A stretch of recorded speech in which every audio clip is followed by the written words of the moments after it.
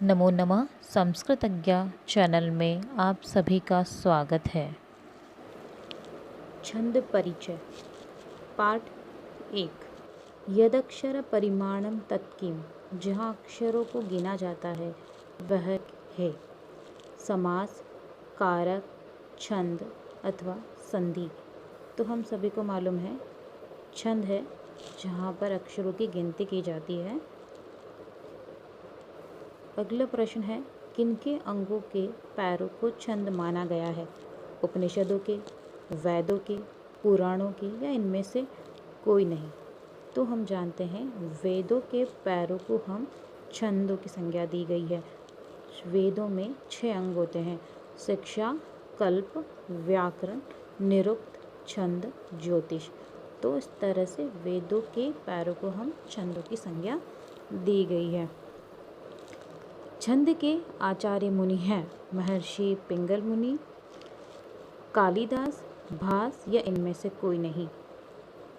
तो हम सभी जानते हैं कि छंद के आचार्य मुनि हैं पिंगल मुनि। अगले प्रश्न की ओर, प्रश्न संख्या 4। छंद कितने प्रकार के होते हैं? तो छंद कितने प्रकार के होते हैं? 2 प्रकार के होते हैं। कौन कौन से छंद होते हैं? एक तो होते हैं वैदिक और लौकिक।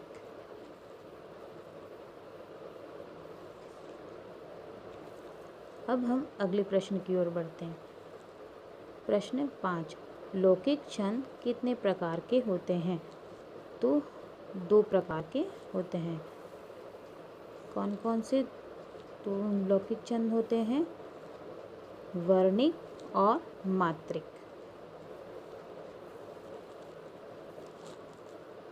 वर्णिक छंद कितने प्रकार के होते हैं? वर्णिक छंद 2, 3, 4 अथवा 5। तो हम सभी को मालूम है कि वर्णिक छंद जो है 3 प्रकार के होते हैं। कौन कौन से वर्णिक छंद होते हैं? तो एक तो होता है समवृत्त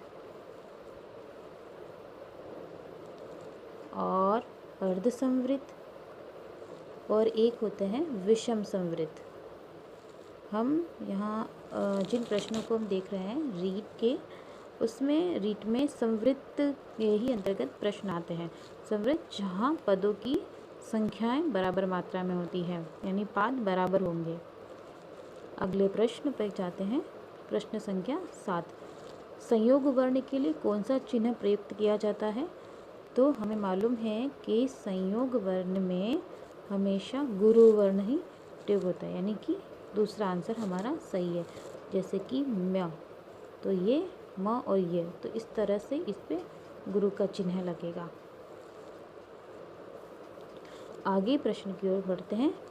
छंदों में कुल कितने गण होते हैं? 7, 6, 4 अथवा 8? तो इसका सही आंसर होगा 8। जैसे कि कौन कौन से होते हैं? तो एक है य, माता, राज, भानस, लगा। तो य, माता, राज, भानस, लगा, तो ये होते हैं 8। ये 8, य 2, 3, 4, 5, 6, 7, 8। तो ये 8 तो वर्ण होंगे, यानी कि गण बनेंगे। यगण, मगण, तगण, रगण, जगण, भगण, नगण, सगण, लघु और गुरु, इस तरह से होंगे। हम अब अगले प्रश्न की ओर आगे बढ़ते हैं। यगण में प्रयुक्त चिन्ह होंगे। तो हम सभी ने अभी देखा था य से स्टार्ट होने वाला, तो उसमें हमने देखा था य माता। तो य माता में हम कैसे लगाएंगे? एक वर्ण लगाएंगे। ये तो होगा ध्रुश्व, ये होगा दीर्घ, ये होगा दीर्घ। तो इस तरह से हमारा जो है दूसरा आंसर बिल्कुल करेक्ट हो जाएगा। अगले प्रश्न की ओर बढ़ेंगे। मात्रिक छंद। मात्रिक छंद है आर्य, अनुष्टुप, मालिनी अथवा वंशस्थ। तो आपको सभी को मालूम है मात्रा आर्य छंद ही मात्रिक छंद है। आज के लिए इतना ही। नमो नमः।